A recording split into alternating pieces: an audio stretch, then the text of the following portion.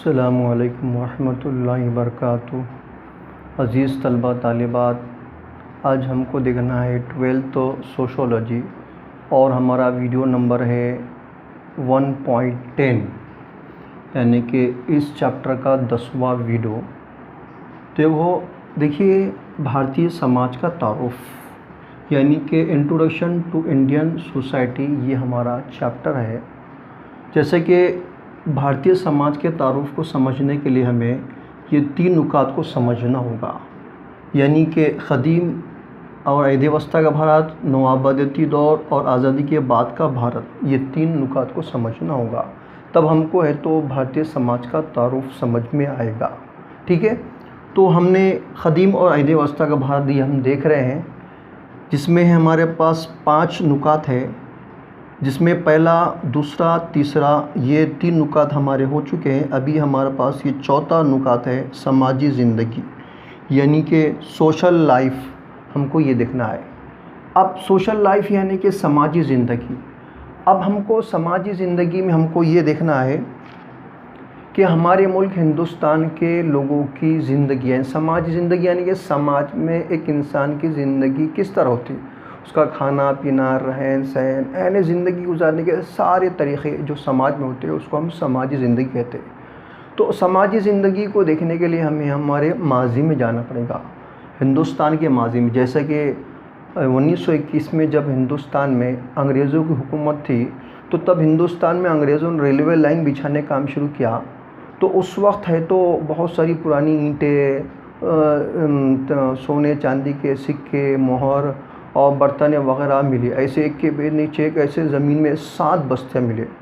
تو اس کی جانچ کی گئی آثار قدیمہ کے ذریعے، تو معلوم ہوا کہ یہ 5000 سال پرانی جو تہذیب ہے اور ہڑپا کے مقام پہ پائی گئی، اس لیے اس کا نام ہڑپا تہذیب رکھا گیا۔ تو معلوم یہ ہوتا ہڑپا تہذیب، یہ جو ہڑپا تہذیب ہم دیکھ رہے ہیں، ہے نا، ہڑپا تہذیب، ہڑپا عہد یا ہڑپا، یہاں پہ تہذیب لکھا ہے، یہاں پہ ہڑپا تہذیب۔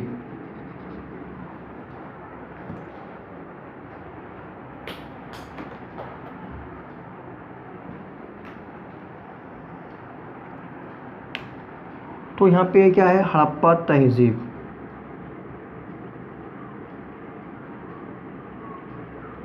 ٹھیک ہے، یہ کیا ہے، ہڑپا تہذیب۔ تو ہڑپا عہد یا ہڑپا تہذیب جس کو ہم کہتے ہیں، ہڑپا تہذیب کے دور میں ہے تو ہم نے دیکھا ہے کہ اس وقت کے لوگوں کی زندگی کیسی تھی، یعنی کہ اس وقت کے لوگوں کے مکانات تھے، مکان کے سامنے روڈ ہوا کرتی تھی، بڑے بڑے روڈ ہوتی تھی، اور منصوبند طریقے سے، پھر گھر کے سامنے نالیاں ہوتی تھی، گندا پانی جو نالیوں، گھر کا پانی نالیوں میں جاتا تھا، اور نالیاں انڈر گراؤنڈ تھی اس وقت کے لوگوں کی، اور گاؤں کا گندا پانی نالیوں ذریعے بڑے بڑے نالوں میں، ندیوں میں، تالابوں میں جاتا تھا۔ پھر اس وقت کے لوگوں کے غسل خانے بھی کیسے تھے، بڑے بڑے غسل خانے تھے، ہے نا، اور اسی طرح مختلف قسم کے پیشے بھی تھے اس وقت کے لوگوں کے، ہے نا، جیسے کہ مویشی پالن ہے، ماہی گیری ہے نا، اور ایسے بہت سارے الگ الگ طرح کے تو پیشے بھی ہوا کرتے تھے۔ تو معلوم ہوتا ہے کہ ہڑپا تہذیب کے زمانے سے ہی ہے تو انسان کی سماج زندگی ایک اچھی سماج زندگی سے تھی۔ ٹھیک ہے، یہ ہڑپا تہذیب ہم نے دیکھ لیے۔ اب ہم کو دیکھنا ہے سنگم عہد۔ اب سنگم عہد میں کیا دیکھنا ہے ہم کو کہ اس وقت کے جو لوگ ہیں، یعنی کہ سنگم عہد، اب سنگم عہد کے زمانے کے جو لوگ تھے تو بہت سارے قبائلی بھی تھے وہاں پہ، الگ الگ ذات کے، الگ الگ برادری کے لوگوں تھے، لیکن اتنے سارے لوگ ہونے کے باوجود بھی سب لوگ مل جل کر رہتے تھے۔ ہمیں یہ بھی معلوم ہوا مل جل کر رہتے تھے، ابھی سے نہیں، پہلے سے لوگ مل جل کر رہتے تھے اور رہتے تھے۔ اس میں ہے تو برہمن اقلیت تھے، اقلیت یعنی آبادی میں کم تھے، لیکن ہے تو اس کے ساتھ ساتھ ہے تو کوئی بھی ہے تو مشورہ وغیرہ پوچھنے کا کام ہوتا تھا سماج میں، تو برہمن طبقے سے، برہمن لوگوں سے ہی مشورہ لیا جاتا تھا۔ تو غرض کہنے کا مطلب ہے اس وقت کے لوگوں کی ماہی گیری، ہے نا، اور نمک ساز، یہ کاشتکار، یہ بھی اس وقت کے لوگوں کے فن ہوا کرتے، اس سے روزی روٹی حاصل کرتے تھے۔ اور اس وقت کے لوگوں کے طبقات بھی تھے، جیسے کہ بارڈس، ویڈار اور مرہ کڑی وغیرہ۔ اب بارڈس یہ کیا ہوتا تھا، یہ بارڈس، یہ طبقہ جو ہوتا تھا، یہ خانہ بدوشی جو ہوتے تھے یہ، یعنی کہ روزی روٹی حاصل کرنے کے لیے کیا کرتے تھے، ایک جگہ سے دوسری جگہ جاتے تھے، وہاں کاروبار کرتے تھے اور پھر اپنی جگہ آ کر رہتے تھے، یعنی کہ کاروبار کے سلسلے میں ایک جگہ کو دوسری جگہ سے بدلتے رہتے تھے۔ ان کا کام تھا گیت گانا وغیرہ، گانے وغیرہ، ان کا کام ہی ہوا کرتا تھا۔ اب ویڈار یعنی کیا ہے؟ ویڈار یعنی کہ یہ طبقے کے وہ لوگ ہوتے تھے جو ہے تو لوٹیرے ہوتے تھے اور شکاری ہوتے تھے، یعنی کوئی جانور وغیرہ اگر نظر آتا تو جانوروں کا شکار کر کے اپنا پیٹ بھرتے تھے، یا پھر راستے میں اگر کوئی جا رہا جس کے پاس پیسہ ہے، وہ ہے نا بہت سارا مال ہے، تو اس کو لوٹ لیا کرتے تھے۔ یہ بہت خطرناک لوگ ہوا کرتے تھے ویڈار۔ پھر مرہ کوڑی، اب مرہ کوڑی یعنی کہ جنگجو ہوتے تھے، یعنی جنگ لڑنے والے جو تو لوگ ہوتے تھے نا، یہ جنگجو میں شامل ہوتے تھے۔ غرس اور ماہی گیری، نمک ساز، کاشتکار وغیرہ، ایسے بہت سارے جو لوگ ہیں نا اس ہے تو سنگم عہد میں ہوتے تھے، ٹھیک ہے۔ اب اس کے ساتھ ساتھ ہم کو دیکھنے کا ویدک عہد۔ اب ویدک عہد جو یہ دور ہے کہ ویدک عہد جو دور ہے، ہم نے پریویس میں دیکھے کہ ویدک دور میں 2 عہد مانے جاتے ہیں، ایک ابتدائی ویدک دور اور دوسرا آخری ویدک دور۔ اب ابتدائی ویدک جو دور ہے تو اس ابتدائی ویدک دور میں ہے تو دراصل لوگ اچھے تھے، ہے نا، اور سماج کے ساتھ انصاف بھی ہوتا تھا ویدک دور میں۔ اور اس کے ساتھ ساتھ ہم نے یہ بھی دیکھے کہ اس وقت ہے تو ویدک دور کے ابتدائی دور میں ہم نے دیکھا کہ آریہ جو لوگ ہیں تو ہندوستان میں ٹولیوں کو شکل میں آئے اور یہاں کا رہنے لگے، تو انہوں نے سماج کو اچھا اور حکومت اچھے چلانے کے لیے انہوں نے سماج کو کام کی بنیاد پہ، کس کی بنیاد پر؟ سماج کو کام کی بنیاد پہ، کس کی بنیاد پر؟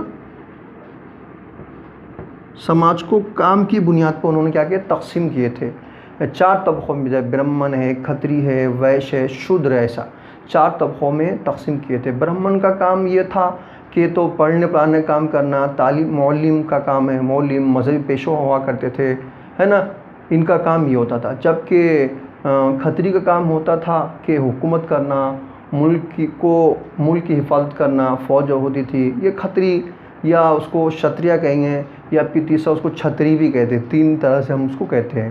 پھر تیسرا جو ہے جو کہ ہم لوگ نا ویش۔ اب ویش کا کام کیا ہوتا تھا؟ ویش یعنی کہ ان کا کام یہ ہوتا تھا کہ تجارت کرنا، کاروبار کرنا، یہ ویش کا کام ہوتا تھا۔ جبکہ شودر کا کام کیا ہوتا تھا؟ شودر کا کام یہ ہوتا تھا کہ صاف صفائی کرنا، معمولی سے کام کرنا، یہ ایسا کام کی بنیاد پر سماج کو بانٹے تھے تاکہ تو سماج بہتر طور پر چلنا، ہے نا۔ لیکن بعد میں کیا ہوگا کہ صفائی اور آلودگی کی بنا پر ہے تو یہی ہے تو طبقے کیا ہو گئے؟ ذات میں کنورٹ ہو گئے، یعنی ذات بن گئی۔ اور ذات کیسی بن گئی کہ برہمن ہے، کھتری ہے، ویش اپنے آپ کو اعلیٰ سمجھنے لگے، اور ویش جو صاف صفائی کرتا اس کو کمتر سمجھا جانے لگا، ٹھیک ہے۔ یہ ذات پات کی بنیاد پہ۔ نیکسٹ ہے جس کو طبقاتی نظام بھی کہیں گے ہم، یا ورن یا طبقاتی نظام اس کو ہم کہتے ہیں، برہمن، کھتری، ویش اور شودر کو۔ نیکسٹ ہے آشرم کا نظام۔ اب آشرم کا نظام یعنی کیا ہے؟ اب آشرم کے نظام میں ہم کو یہ دیکھنا ہے کہ ہندو جو مذہب کے جو لوگ ہیں وہ یہ سمجھتے ہیں کہ ایک انسان کی عمر ہے نا 100 سال ہوتی ہے، اور اس طرح انہوں نے 100 سال کو 4 حصوں میں تقسیم کرے، اور ہر ایک حصے کو 25 سال میں انہوں نے مانے ہیں۔ جیسے کہ 0 سے 25 سال تک کا جو دور ہوتا ہے برہمچری آشرم کا ہوتا ہے۔ اس آشرم میں تو بچہ ہے تو استاد کے پاس جاتا ہے، تعلیم حاصل کرتا ہے، یعنی طالب علم ہوتا ہے، شادی وغیرہ نہیں کرتا۔ پھر 25 سے 50 سال کے درمیان کا یہ جو دور ہوتا ہے یہ ہے نا گرہستھ آشرم ہوتا ہے، گرہستھ آشرم۔ اب گرہستھ آشرم کا کام کیا ہوتا ہے؟ گرہستھ آشرم یعنی کہ شادی کرتا ہے، اس کو بچے ہوتے ہیں، پوری زندگی گھر گرہستی کے کام کرتا ہے۔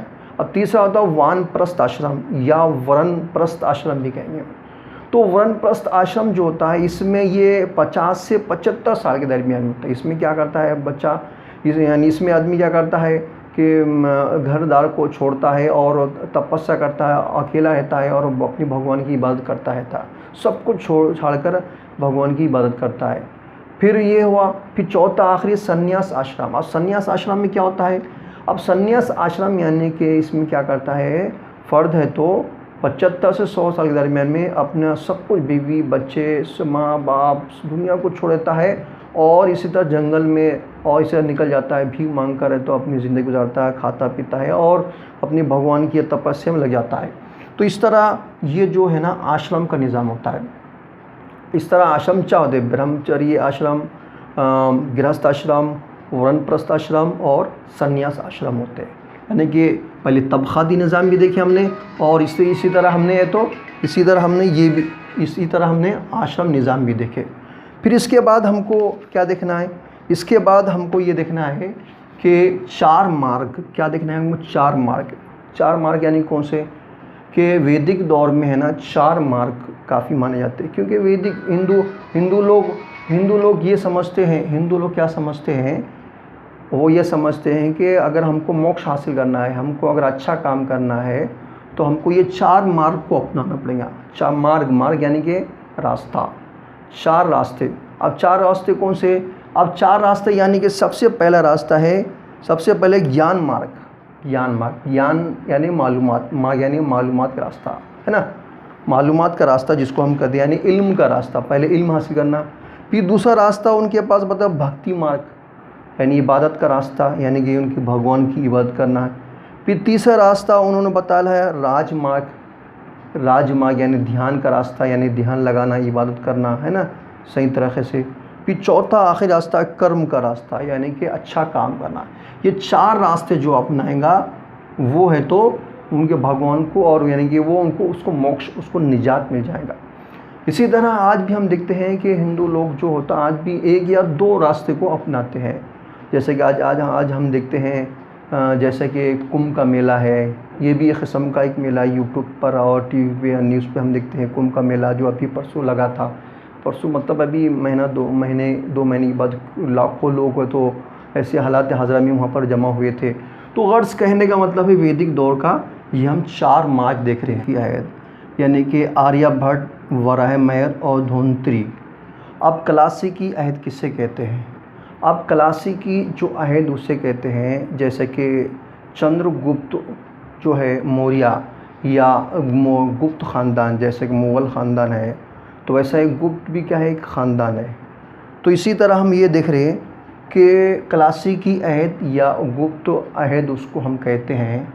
तो उस अहद में है ना हमको ये देखना है कि भारत ने बहुत ज़्यादा तरक्की की हर शोबे में, सियासी तौर पर, समाजी तौर पर, माशी तौर पर, तहज़ीब तौर पर, टेक्नोलॉजिकली तौर पर, यानी कि हर तरह से क्या क्या भारत ने तरक्की किया है, इसको हमें देखना है। यानी कि और उस वक्त गुप्त जो यानी कि बादशाह है, गुप्त ख़ानदान का जो बादशाह है वो काफ़ी ताकतवर बादशाह था। यानी कि जब चंद्रगुप्त जो अव्वल जो बादशाह था, यानी कौन सा, यानी जिस चंद्रगुप्त अव्वल जब बादशाह जब तख्त नशीन हुआ तो उसने अपनी एक मजबूत हुकूमत क़ायम की, और जिसने भी उसकी मुखालिफत की वो तमाम रियासतों को उसने क्या अपनी रियासत में शामिल कर दिया। अब शामिल करने के बाद उसकी एक मजबूत हुकूमत बन गई। इसके अलावा उसने बर-ए-सग़ीर जो है, बर-ए-सग़ीर की रियासत को, बर-ए-सग़ीर को भी क्या अपनी हुकूमत में शामिल कर दिया। और बर-ए-सग़ीर इस तरह वो इलाक़ा है तो पूरी दुनिया का क्या हो गया, तिजारती मरकज़ बन गया। और इससे दुनिया भर के बड़े बड़े ताजी, बड़े बड़े फ़नकार, बड़े बड़े दानिश्वर लोग हैं तो वहाँ पर जमा होने लगे। अब जमा होने लगे वो इतना ही नहीं, बल्कि जैसे कि आर्यभट्ट देखें हम, आर्यभट्ट, तो आर्यभट्ट जो है बड़ा रियाज़ीदां, बड़ा साइंसदान, बड़ा मुफक्किर है। ये तारीख़ में इसका काफ़ी नाम है। तो इसने है तो इसने ये कहा कि दुनिया में है तो जो एक साल में तकरीबन 365 या 358 दिन होते हैं, इसने ये बात कहा। एक बात, दूसरा उसने ये भी कहा कि उसने ये भी बात कहा कि इल्म हिंसा के भी है तो मालूमात को भी इसने वाज़ेह किया है। तो और तीसरा उसने ये क्या है, ज़मीन क्या है, ये ज़मीन कुर्रा है, यानी ज़मीन क्या है, गोल है। इसने आर्यभट्ट ने ये भी कहा। किसने कहा? आर्यभट्ट ने कहा। फिर वराहमिहिर क्या, ये वराहमिहिर जो है इसने भी है तो अपना ख्याल पे उसने भी क्या किया, उसने फल्कियात और नुजूम है ना, नुजूम यानी सितारे हैं, फल्कियात यानी आसमान से मुताल्लिक़ भी है तो इसने अपनी मालूमात को लिखा है। फिर धन्वंतरी, अब धन्वंतरी क्या है, ये भी इसने क्या किया, इसमें है तो इल्म अद्वियात, یعنی کہ دوا، یعنی کون سی بیماری کی کیا دوا ہوتی، کس طرح علاج کرنا، کیا کرنا، یہ ساری معلومات کو بھی دھونتری نے بھی اب لکھا ہے، معلومات دیا ہے۔ تو کلاسیکی جو عہد رہا یہ کافی اچھا اور مضبوط دور رہا ہے۔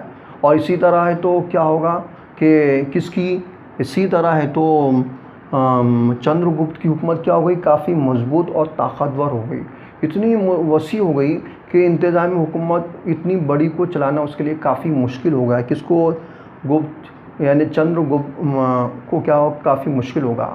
تو اس وجہ سے کیا ہوگا کہ تو وہ تو کئی ریاستوں میں بڑھ گیا۔ کون بڑھ گیا، یعنی کہ اس کی جو بڑی ریاست تھی کئی ریاستوں میں بڑھ گئی، اور اس کا فائدہ پھر دنیا کے شمال یعنی دنیا کے تو وسطی ایشیا کے کیا نام ہے، ہن، وسطی ایشیا کے ہن نام کا جو ہے قبیلہ ہے، اس نے کیا کیا، چندر گپت کی تو حکومت پر حملہ کیا، اور اسے 1550 میں حملہ کیا، اور اسی طرح آخر کار ہے تو دھیرے دھیرے چندر گپت کی جو حکومت کمزور ہوتی گئی، اور آخر کار جو ہے تقریباً 650 میں تو کلاسیکی عہد کا کیا ہوگا، خاتمہ ہوگا۔ 650 میں کلاسیکی عہد کا کیا ہوگا، خاتمہ ہوگا، ٹھیک ہے۔ اب اس طرح ہم اس کے بعد دیکھیں عہد وسطی مسلم حکمراں۔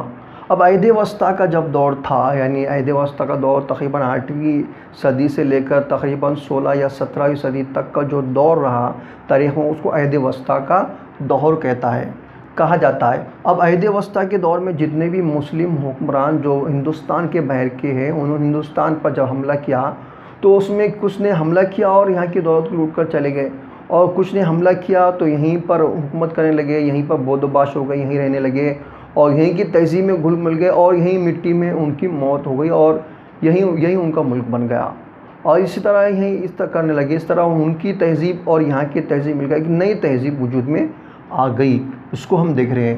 اسی طرح جو کیا نام ہے اس کا، یعنی کہ امیر خسرو 13ویں صدی عیسوی میں امیر خسرو نے ہے تو ہندوستان کی تہذیب کو ہندوی تہذیب کہا، کیا ہندوی تہذیب اس نے کہا، امیر خسرو نے 13ویں صدی عیسوی میں کہا۔ پھر ہم نے یہ بھی دیکھا جاگیردار، اس وقت ہندوستان میں جاگیردار نظام تھا، یعنی کہ بڑے بڑے دہلی میں جاگیردار نظام تھا، اور جاگیردار جو ہوتے تھے بہت ان کے پاس بڑی بڑی زمین ہوا کرتی تھی، بہت سارا مال ہوا کرتا تھا، یہ بادشاہ کے بعد جاگیرداروں کا نمبر آتا تھا۔ اب جاگیردارانہ نظام نے حکومت تھی اس وقت، اب اس وقت جاگیردار 4 طبقوں میں بٹے ہوئے تھے، جس میں پہلا طبقہ تھا امرا یا اشرافیہ کا۔ امرا یعنی کہ جس میں کون ہوتا تھا، سلطان یعنی کہ بادشاہ ہوتا تھا، اس کے رشتہ دار ہوتے تھے، اور سردار ہوتے تھے، ہے نا اس کے۔ پھر دوسرا جو طبقہ ہوتا تھا مذہبی پیشوا، مذہبی علماء یا پیشوا، مذہبی بڑے بڑے رہنما لوگ ہوتے تھے۔ اب تیسرا جو طبقہ ہوتا تھا اس میں کسانوں کا، تیسرا طبقہ قصبائی باشندے۔ اب قصبہ یعنی کہ علاقے کے بڑے بڑے مالدار رئیس لوگ ہیں نا، تیسرے طبقے میں شامل ہوتے تھے۔ اور چوتھا طبقہ کسانوں کا ہوتا تھا، جو جس کی زمینیں ہوتی تھی، کھیتی باڑی کرتے تھے، ٹیکس وغیرہ دیتے تھے، یہ ان کا ہوتا۔ ایسے تقریباً ہے تو 4 تو جاگیردار نظام کے یہاں پہ ہم نے حصے دیکھے۔ پھر اس کے بعد ہم کو یہ دیکھنا ہے کہ محققین کا انہوں نے یہ بھی خیال کیا کہ شہنشاہ جو اکبر ہے تاریخ میں، اس نے ہے تو ایک مضبوط حکومت ہندوستان میں قائم کی، بہت سارے علاقے کو فتح کیا اور ایک بڑی وسیع حکومت بنائی، اور مضبوط اور ایک طاقتور حکومت بنائی۔ اس نے دین الہی ایک نیا مذہب بھی اس نے بنایا تھا کہ ہندوستان کے تمام مذاہب کے اچھے اصول جمع کے ایک نیا مذہب بنایا، اور اسی طرح کافی مضبوط حکومت ہوئی۔